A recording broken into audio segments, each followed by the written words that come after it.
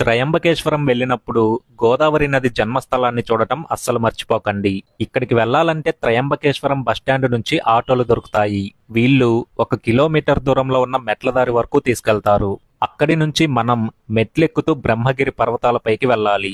వెళ్లి రావడానికి సుమారుగా 5 నుంచి 6 గంటల సమయం పడుతుంది. కాబట్టి దీనికంటూ ఒక రోజును కేటాయించుకోండి. త్రయంబకేశ్వర జ్యోతిర్లింగ దర్శనమయ్యాక అక్కడే రూమ్ తీసుకొని స్టే చేసి నెక్స్ట్ డే ఎర్లీ మార్నింగ్ ఇక్కడికి వెళ్ళడానికి ప్లాన్ చేసుకోండి.